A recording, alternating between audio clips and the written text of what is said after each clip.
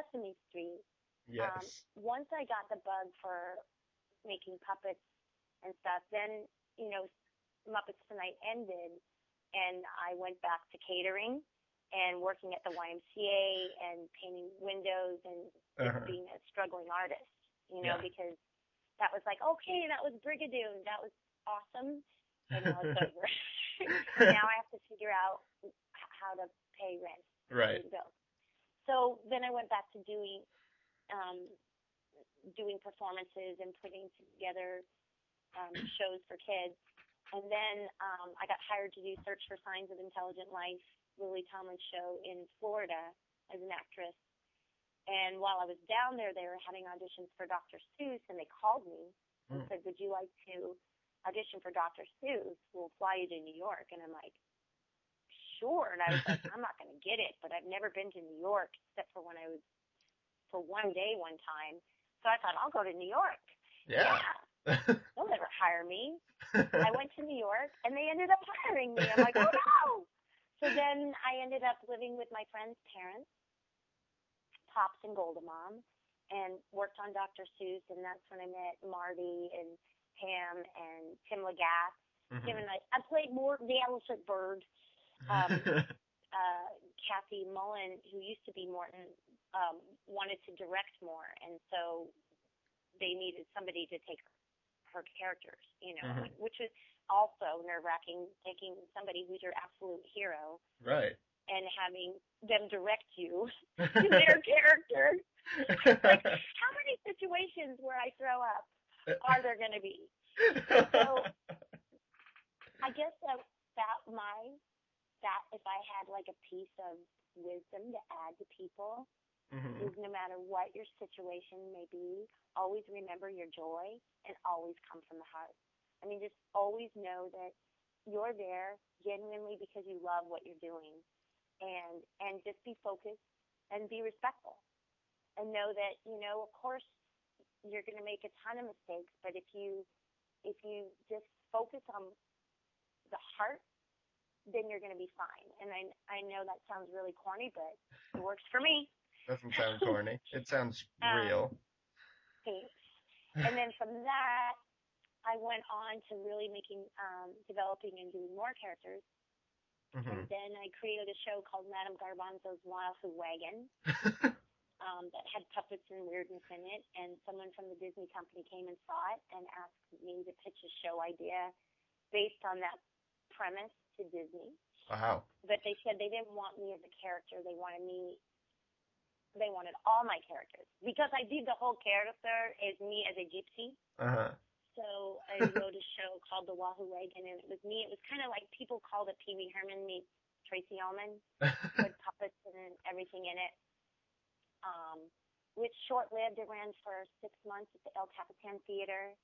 It had myself, and I had my puppet Stink, which was a skunk that would come out and talk to the kids like, my name's Stink, and here's what I think. And he would interact with the kids. It was kind of like a little Sherry Lewis-like.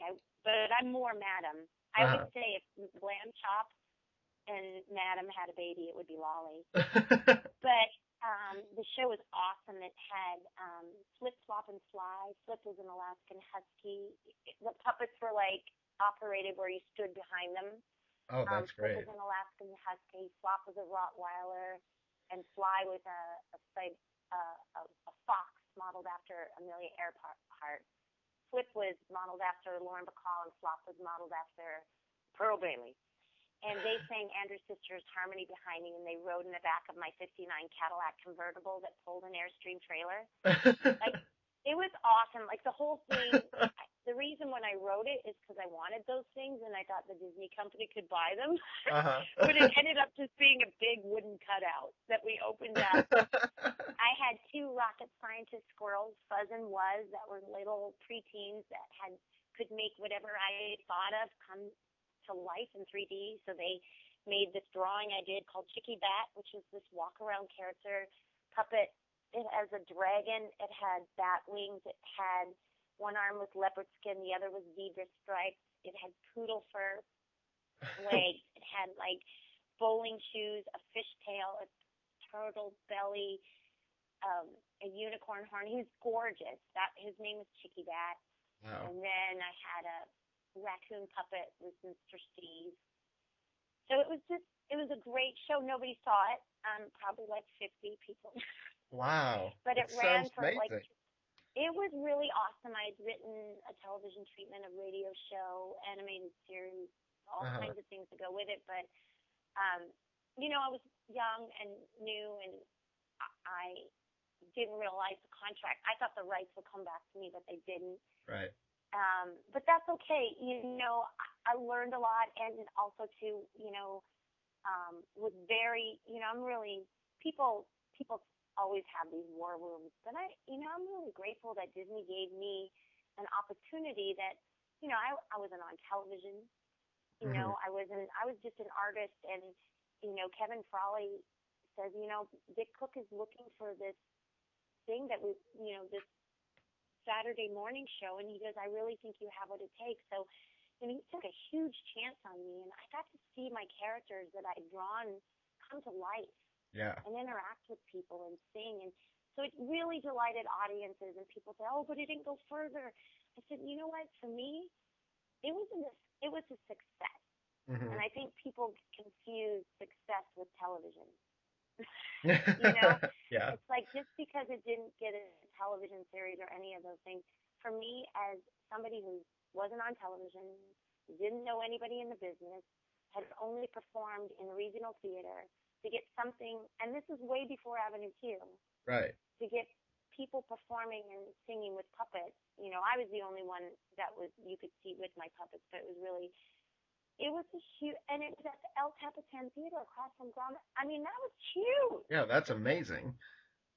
I'm very, very proud of it. And very few people know about it, but I know about it, and I learned so much about the business. I learned how some people are fair weather friends. I learned that producers do what producers need to do, and it was probably the most fulfilling and exciting. And I missed those characters when they were gone. I still miss them, but then I wouldn't have Lolly, and I wouldn't have Abby. Then that's when I started performing and singing cabaret, and I won the Queen of Silver Lake competition, which was a fundraiser for families for this place called Alegria House for families affected with HIV. I created a new character that Disney didn't have. Edwina Haytalk. It's very few people know I was the first Queen of Silver Lake. But I went out in the community. I started performing at all kinds of benefits, and I had Lolly out one day for a cabaret just for fun because I had missed puppets, and it was Miss Coco Peru, who's one of my mentors, one of the most brilliant writers and performers. Miss Coco Peru is just genius and should have a one-person show on Broadway. She's incredibly irreverent and shocking. She says, Leslie, if you're doing a cabaret, just make a puppet. You'll feel comfortable. Do something. And then go on and sing. Because I go, what am I going to do? I'm so nervous. She goes, well, there's always suicide. Or, that's my choices. So I made Lolly, and then Lolly just came onto the scene. Even my husband, Paul, goes, where did you get that? And I go, I don't know. I made her in a half hour. And I was born. And I started doing Lolly everywhere. I started writing. She was in other people's shows. And I'd been touring and putting together, just now rebuilding an audience and putting together an audience when all of a sudden I get this call after call after call from people going, they're looking for a new character on Sesame Street. It's a fairy character. There's a fairy character on Sesame Street. So many people, all my friends go, do you know? And, people who know me know that I have a huge, I have fairy gardens. I have gnomes. I love fairies. And then finally I go, I don't know. I just started working with Lolly. I said I'd do this Christmas show, and this theater, I don't want to let this theater down. And then Kevin Class called me. Goes, hey, lady, I heard you're not going to audition for Sesame Street. I said, well, no, I want to. It's just that this theater, I promised that I'd do a Christmas show with Lolly. He goes, Leslie. He goes, this will help you with your work. Yeah. Sesame Street will help you. And I was just so shocked. I was like, well, I don't know. And I talked to the theater, and they were like, you idiot! This is going to change your life. We'll cancel the show if you get this character. And I'm like, oh, my God, you're right. So they literally, for Abby, they had auditions all over the country. Seattle, California, Atlanta, wow. New York, Florida, England. They sent a puppet. Do you know this? No, I don't. Oh my God! They sent a puppet that kind of looked just like we call them whatnots or Kermit in a dress with braids. They sent two scripts, and then 2 songs. And they said, this is this character. Basically, this is their character's first appearance on Sesame Street. And, and they sent it out to people all over. Like, they basically set up monitors, and people gave their rendition of what they thought this character would be. They weren't even sure what the name was going to be. I think it was going to be Daisy or Abby. And so I had 3 choices. One I thought would be great if she's from England, like Charlie and Lola. The other one was a little bit more like a little bit of asthma. It could be like just a little more non-fairy quirky. And then the last one was Abby, based on my goddaughter, Olivia. She goes, I really want you to get this because I think you're a real fairy, and kids want a real fairy to do a real fairy. And like Olivia at the time, she was little, so she would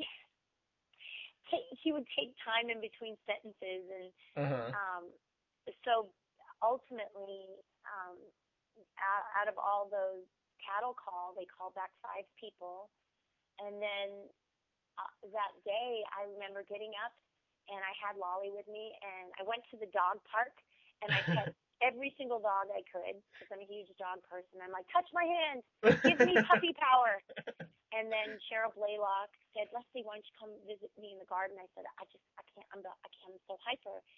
And then I put Lolly on that day, and I talked with kids in the garden, and I thought, this is why I'm doing it. I'm doing it for you. So when I walked in, there was Maria was there, not Maria, but Sonia. Sonia was there, Fran was there, Kevin was there, and I was like, oh my God, I'm just gonna pass out again, Again. And but I knew, I wrote in my journal. I knew what this character meant to me with my background in child development through the arts. I go, this is an opportunity for her to have a little kid to have discovery, to know what it's like to be new, to meet challenges with whimsy and heart. And I was excited she was created because they were dealing with the mean girl situation, and they wanted to have a character that showed positive interaction between little girls, and also that she was a new fairy immigrant. She was coming from a culture that was nondescript, so she could know what kids are like when they go into a school mainstream, and that you could instead of be afraid, you would be inspired. So it was a great opportunity. But out of all of the scripts they gave us, we did I would say 70% of my audition was all improv. Oh, wow. I had to Squirrel and Doyle. Zoe and Abby together were hilarious. The chemistry between Fran, I love Fran so much. She's genius. She's just a brilliant actress. Oh, I completely agree. Kevin, Elmo and Abby are George and Gracie. They're hilarious. Sonia. So it was just like that. And that was the first time I saw Abby. They didn't even have her right arm finished. It was a piece of foam. Oh, my goodness. And I looked at her, and I'm like, you're going to have to cut this character off my arm because, Kevin was directing the voice. They said hire. I was doing Johnny and the Sprites at the time, so I had Ginger. And Ginger's a little more like this. She's a little more Peppermint Patty. So at that time, I had to make sure Abby was up here. She's 4. Ginger's more like 7 or 8. And, I had to make sure that their characters, psychologically and emotionally were different. So, those adjustments are a big deal. Like, I'm going to be doing a character masterclass. When I do Wake Up You're Weird at the YMCA, I'm doing 3 family shows, an adult cabaret, and then I'm going to do a masterclass for character development for adults, and then I'm also going to do a family workshop for kids. Oh, that's awesome. But everybody has, I don't necessarily talk about the voice. I do talk about finding your own voice, but I really talk about the homework and what you put into your character, going into it. That those emotional and sincerity and truth adjustments really come through. It's not just, where does this character live, Right. So, anyway, it paid off, and when I got done with my audition, I went back to the hotel, and one of the actresses called back and was from Los Angeles. I won't say who that is, but I get this phone call from a New York number, and I hear this, "Are you alone?" And I'm like, yes. He goes, "It's me, Kevin." "You got it, girl. You got it." And I was like, "What?" He goes, and I just started like Monty Python tears are bursting out of my eyes. I'm like, "Oh my God." He goes, "And you weren't even in audition. I can't believe it. And I was like, I just didn't. He goes, "I knew you would, and you just cry all you want." I cried when I got Elmo. And, I just called everybody. And my husband showed up at the airport. He had decorated our car with, shoe polish. It said, "Congratulations." And, it was just ridiculous. Oh, my gosh.